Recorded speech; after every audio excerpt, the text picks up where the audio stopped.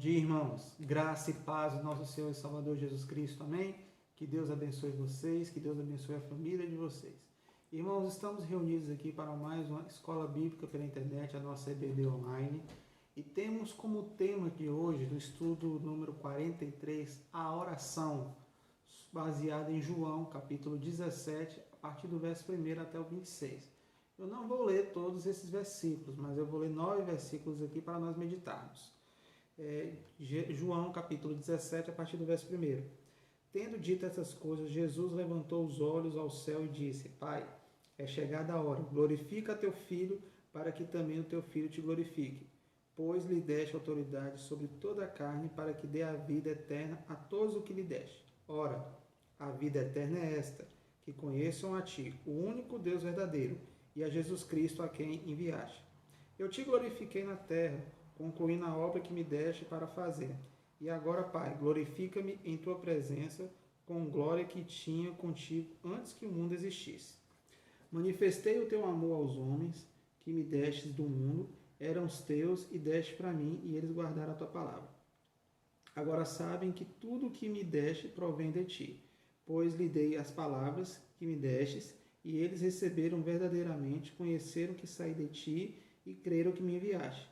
Eu rogo por eles, não rogo pelo mundo, mas por aqueles que me destes, pois são teus. Irmãos, aqui Jesus está fazendo um breve relato quando ele ora por si mesmo, quando ele está fazendo uma oração referente às coisas dele, né, a vida dele.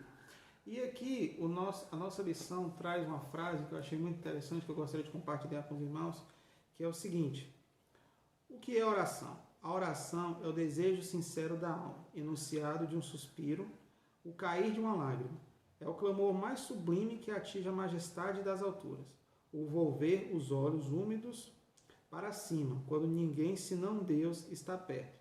Isso aqui é o teólogo John Montgomery, que escreveu em seu livro. Irmãos, oração, a palavra oração, ela traz a ideia de um desejo sincero da alma. Por quê? Porque ali você está falando, conversando com Deus, você está tendo um diálogo com Deus, né? É um relacionamento entre você e Deus. E através da oração você se entrega, você chora, você se alegra, você conversa com Deus, você expõe a sua vida, você expõe os seus desejos, suas alegrias, suas tristezas.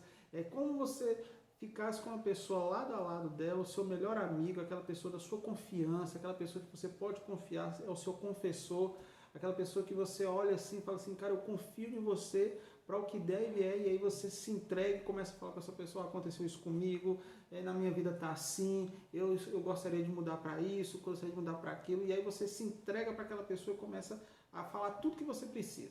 Isso é oração. Por quê? Porque com Deus é assim. Porque com Deus nós estamos mantendo um relacionamento. Deus é o nosso Pai. A palavra dele nos diz que ele é o nosso Pai que está no céu, que Jesus é o nosso irmão. E através disso nós temos relacionamento com Deus. E quando você se entrega a Deus, quando você ora, você está buscando aumentar esse relacionamento. É só você usar a seguinte comparação. Um casal, um homem e uma mulher, quando eles se casam e passam a morar na mesma casa, eles precisam ter relacionamento, eles precisam ter conversa, diálogo entre eles. Saber o que um gosta, saber o que não gosta. Às vezes, um quer comer um tipo de comida e outro quer comer outro tipo de comida. Um quer fazer uma coisa, outro quer fazer outra. Mas aí, de repente, o que acontece? O casal fica calado, não tem diálogo. Como é que ele vai saber o que ela quer? Como é que ela vai saber o que ele quer?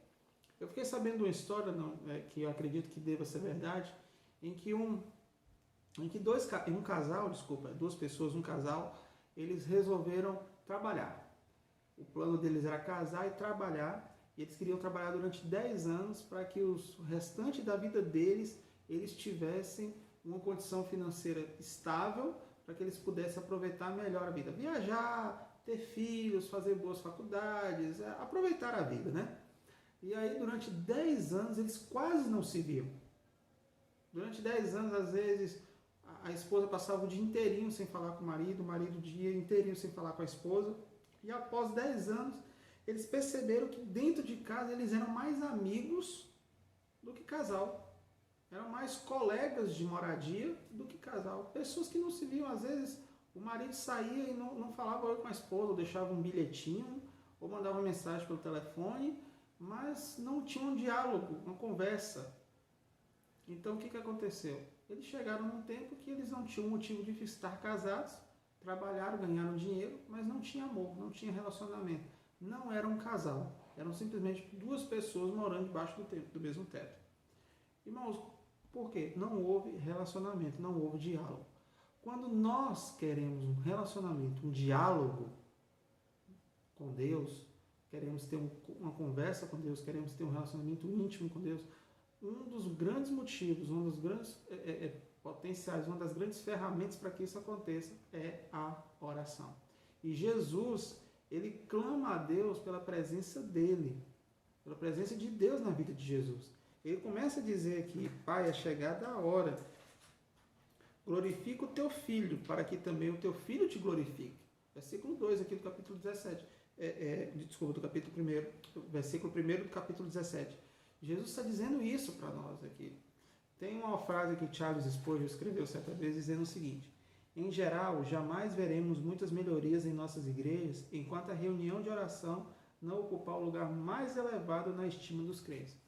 Infelizmente, quando se tem uma reunião de oração na igreja, o pessoal acaba colocando isso para segundo plano, terceiro, quarto, 20º, 100º plano. Às vezes a gente dá valor para o culto de jovens, dá valor para o culto de evangelismo, dá valor para a ação social, dá valor para muitas coisas. Mas a história eclesiástica, a história da igreja nos mostra, nos revela, nos ensina que o conde Zinzendorf, na sua propriedade lá na Alemanha,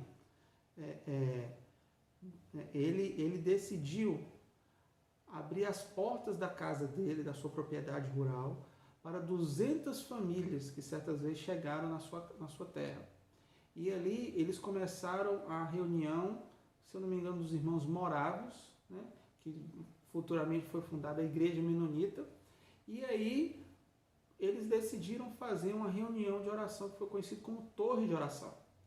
E essa reunião de oração ficou 24 horas, segundo a história nos conta, 24 horas, um homem e uma mulher, ou um homem ou uma mulher, mas sempre tinha pessoas orando nesse local. Essa oração não durou uma semana, desculpa, essa oração não, essa oração também, né? Esse projeto não durou uma semana, esse projeto não durou um mês, esse projeto não durou um ano, esse projeto dizem que durou aproximadamente 100 anos. E a Igreja Menonita foi um dos movimentos revolucionários dentro da Reforma Protestante. Foi um divisor de águas que auxiliou muito a Reforma Protestante. Irmãos, oração. Tem uma frase no meio evangélico, no meio cristão, que diz assim: pouco oração, pouco poder. Média oração, médio poder. Muita oração, muito poder.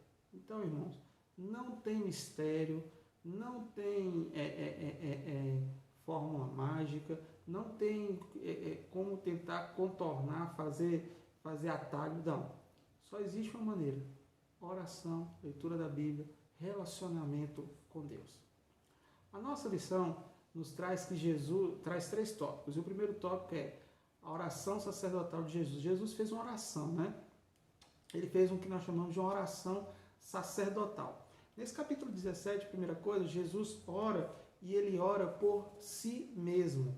Jesus, ele faz uma oração quando ele se refere às coisas dele, né? A vida dele. Ele começa a entregar a vida dele, falar do que ele está passando, e ali naquela conversa com Deus, nesse relacionamento com Deus, ele começa a falar da vida eterna, que ele glorificou o Pai que está no céu, e agora ele está pedindo que o Pai o glorifique, e ele fala das obras que Deus deu para ele. Ou seja, Deus foi falando, ele foi se entregando para Deus, ele foi falando da situação dele.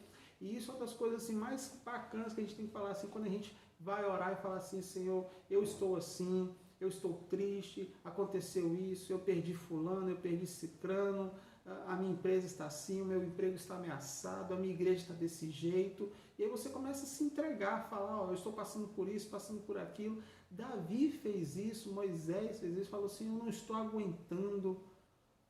Davi falou assim: Senhor, eu preciso de ti, Jeremias no livro das Lamentações, muitos homens de Deus, eles se entregaram a Deus em oração, eles fizeram orações se entregando a Ele. E, irmãos, como que é importante quando nós fazemos, o próprio Jesus, o Filho de Deus, fez. Depois, nessa mesma oração, lá no versículo de 9 a 19, nos 10 versículos, Jesus ele ora pelos seus discípulos. Ele começa a falar dos discípulos, que tudo que, ele diz no versículo 10, né? Tudo que tenho é teu e tudo que tens é meu e nele sou glorificado. E aí ele fala que Deus deu para ele os homens na terra e ele quer cuidar desses homens, ele quer se entregar a fazer a vontade do Pai para abençoar essas pessoas, para abençoar o mundo. E aí ele vai contando para Deus tudo aquilo e ele ora pelos seus discípulos, ele ora pelas pessoas que estão ao redor dele. Como que nós devemos orar pelos outros? Jesus nos ensina a orar pelos outros. Ele está dizendo assim, eu quero que... É como se ele estivesse falando assim, Pai, abençoa André, porque André está precisando disso. Pai, abençoa Tiago menor, Tiago maior, Judas João, Mateus, Marcos, Pedro, Tiago, João, Marquinhos, a galera toda. Né? Tomé, Simão, Zelote, Pedro. E, irmãos, ele vai contando. E é como se ele estivesse orando assim, Senhor, abençoa cada um deles. Qual foi a última vez em que você orou por pessoas na sua igreja? Você orou pelo seu irmão. Ah, mas eu nem sei o que ele está passando. Você não precisa saber, você só tem que orar pela vida dele. Qual foi a última vez que você orou pelo seu líder? Seu pastor, missionário, pastora, missionária, apóstolo, bispo, seja lá qual for. Qual foi a última vez que você orou pelos outros? Qual foi a última vez que você orou pelos seus vizinhos? Pelos seus colegas de trabalho, pelos seus colegas de sala, pelos seus professores? Irmãos, nós precisamos orar pela vida de outras pessoas. Às vezes a pessoa está sendo abençoada por Deus através da nossa oração. Ele nem sabe, e nem nós, mas a gente não tem que saber. Não é nossa obrigação saber. Não temos esse compromisso. Precisamos apenas fazer a vontade do Pai. E Ele quer que façamos isso. Se o próprio Jesus orou pelos discípulos dele, o que dirá de nós? E terceiro, né, lá nos versículos 20 a 26, Jesus ele ora por todos os discípulos em todos os tempos. Ou seja, muito mais do que orar pelas pessoas próximas que nós conhecemos, nós devemos orar também por pessoas que até nós não conhecemos. Você já orou pelo governador do seu estado? Pelo presidente da república? Pelo prefeito da sua cidade? Pelos vereadores, câmara de vereadores e tal, pela liderança? Pelo juiz que está com um problema num processo difícil? Às vezes foi jurado de morte. Às vezes a gente fala assim, o juiz, mas ele foi jurado de morte. O delegado, os policiais que têm que arriscar a vida deles entrando em locais perigosos, pelo corpo de bombeiro, pela liderança de pessoas que você... Ou às vezes você já orou por pessoas que você não conhece, professores que estão aí dando sangue dele, a vida deles em escolas, sacrificando às vezes até a própria família para poder dar aula, para poder constituir uma boa sociedade, uma boa nação, se entregando. Profissionais que se dedicam a construir e a melhorar a estrutura da nossa cidade. Dizem que nessas construções grandes do governo, como a terceira ponte em Vitória, como a Transamazônica, nessas rodovias assim, nessas construções físicas, muitas pessoas acabam perdendo a vida no meio da construção e a gente nem sabe.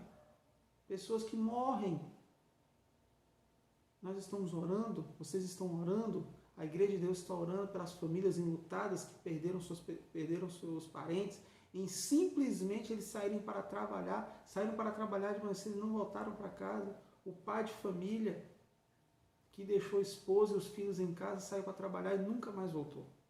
Irmãos, Jesus nos ensina a orar, e essa oração sacerdotal de Jesus, a oração de um sacerdote, a oração do sacerdócio, é algo extremamente importante, porque Jesus amava e zelava por aqueles que o seguiam. Jesus ele tinha amor pelas pessoas. Hoje, infelizmente, a sociedade nos ensina ao contrário, né? A sociedade nos ensina que nós devemos amar as coisas. Jesus nos ensina que nós devemos amar as pessoas e usar as coisas. Porém, o mundo atual nos ensina ao contrário, nos ensina que nós devemos amar as coisas e usar as pessoas. Mas isso foge completamente do que a Bíblia nos ensina. Segundo tópico que a gente aprende é sobre a oração de Davi. Lá no Salmo de número 86, Davi ele faz oração e ele revela ali a condição em que ele está. Ele revela ali a condição em que ele chega, como ele está, a situação que ele está e como ele está triste, como ele quer que a vida dele mude. E aí ele fala assim no versículo, ele diz assim: inclina os teus ouvidos, ó Senhor, e responde-me, pois sou pobre e necessitado. Nós estamos falando do rei de Israel, um dos maiores reis de Israel, e ele faz coisas tremendas, ele faz uma oração ali, pedindo a Deus que a vida dele mude. Versículo 3 ele fala assim: tem misericórdia de mim, ó Senhor, pois a ti clamo o dia todo. Ele está pedindo a Deus misericórdia. A gente aprende 4 coisas aqui na oração, nesse Salmo de número 86 e nessa oração de Davi. A gente aprende primeiro humildade. Irmãos, precisamos ter humildade na nossa vida. Tem pessoas não que são arrogantes, pessoas que olham para os outros assim, por cima, e esquecem da vida. Irmãos, hoje você pode estar por cima, mas amanhã você pode estar por baixo. Você não sabe o que vai acontecer na sua vida. Você não sabe, não consegue prever o futuro. Irmãos, precisamos ter humildade, principalmente humildade na presença de Deus. Quando você lê a Bíblia e quando você estuda história, você vê que o servo, antigamente, ele chegava para o seu senhor de forma humilde. O servo não chegava com arrogância. Se o servo chegasse com arrogância, dependendo de onde ele estava, o seu senhor podia chicoteá-lo, podia agredi-lo, podia fazer alguma coisa contra ele. Então o servo chegava em posição de humildade. Chegava numa posição abaixo, reconhecendo que o senhor dele era muito maior. A palavra de Deus nos diz e nos ensina que nós devemos ser servos de Deus. Não tem essa expressão, o servo de Deus. Então nós precisamos nos colocar na posição de humildes e reconhecer que nós temos um Senhor muito maior do que nós. E é esse Senhor que fala, determina e a gente obedece. O Senhor aqui na terra, né? O Senhor que tem o servo, ele tem a vontade e o servo vai lá e faz. Davi, por exemplo. Davi, na palavra de Deus, diz que Davi tinha um dos melhores exércitos de sua época. E dentro do seu exército, tinha 30 homens que era a guarda pessoal de Davi. E nesses 30 homens, tinha 4 homens que eram os homens que Davi mais confiava. E um dia ele vai e fala assim: quem me dera beber da água do poço da tribo inimiga.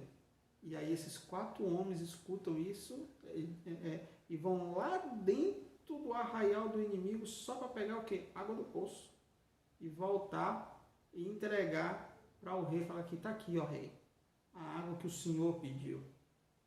Mas qualquer água serve, né?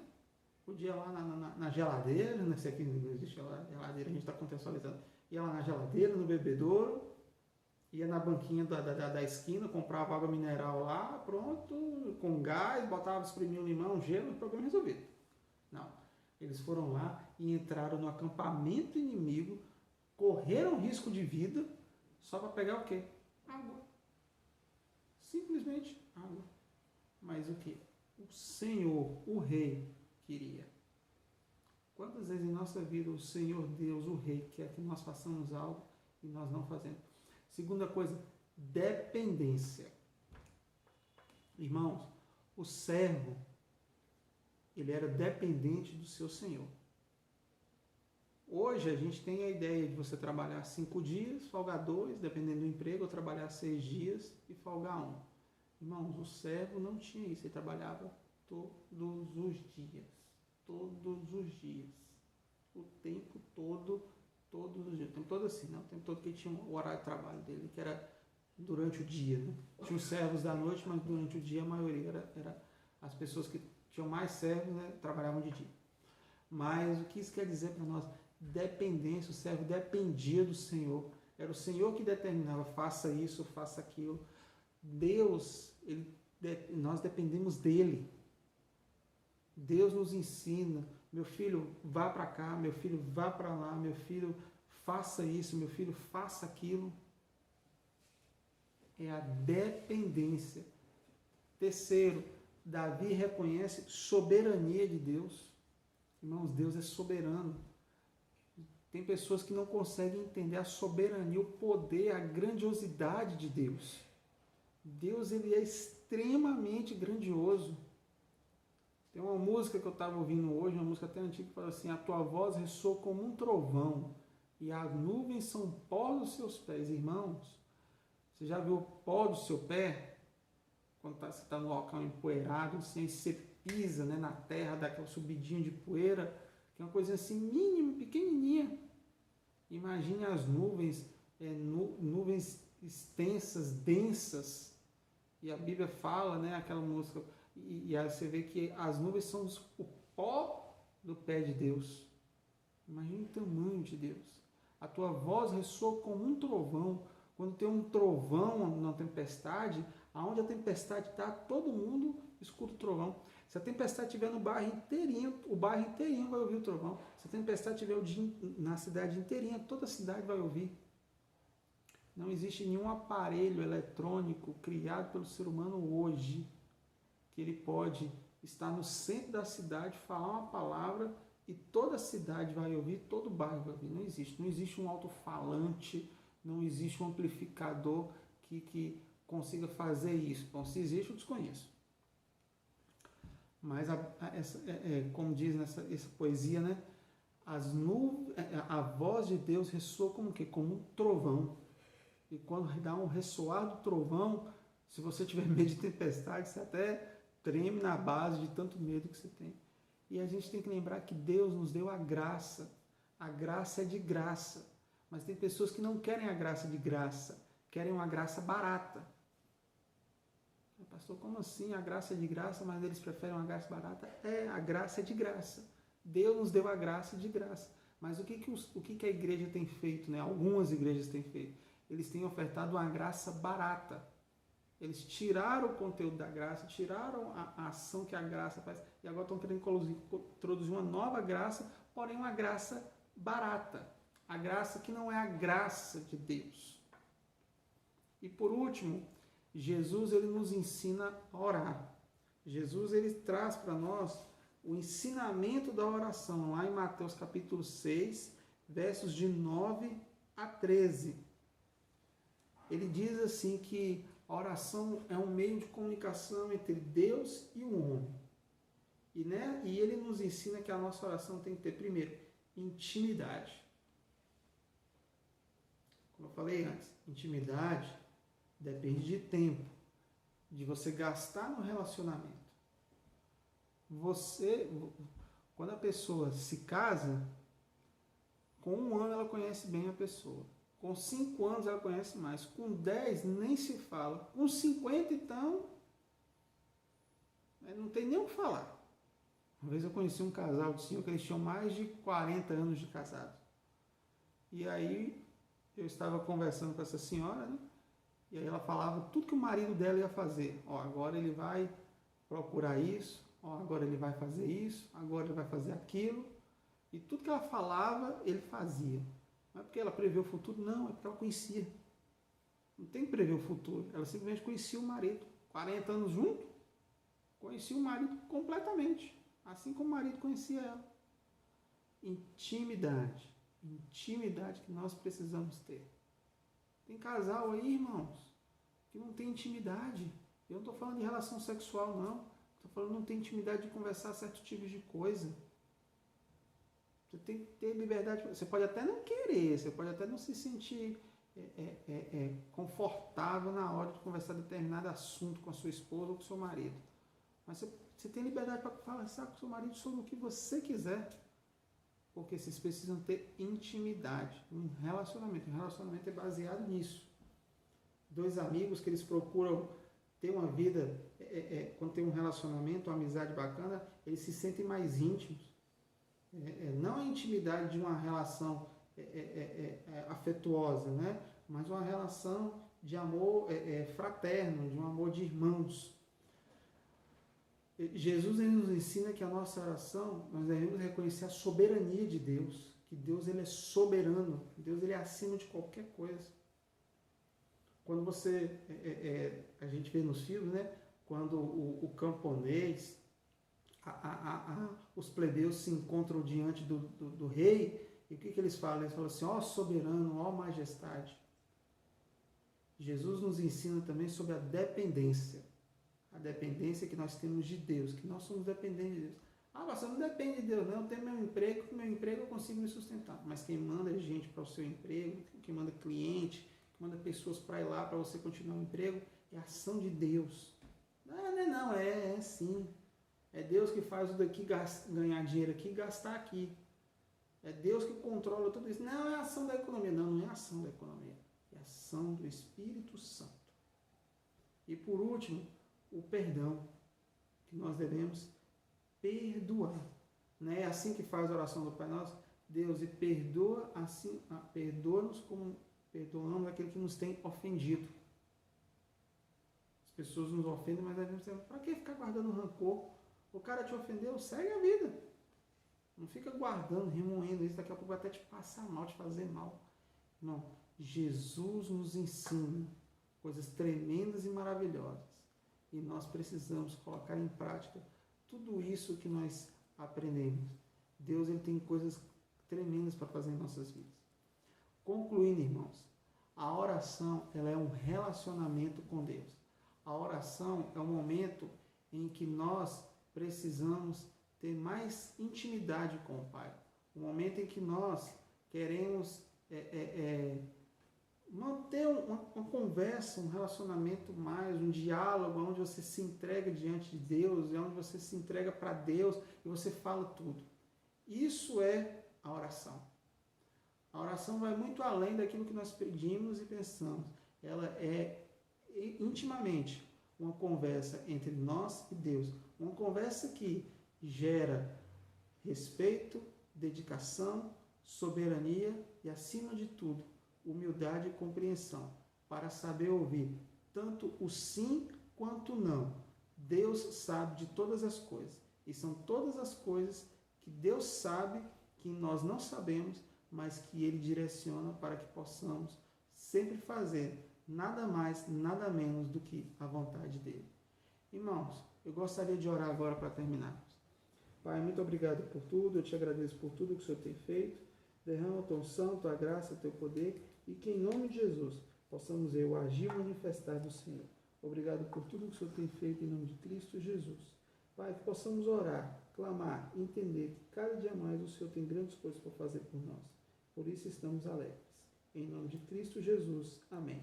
Que Deus te abençoe, que Deus te guarde.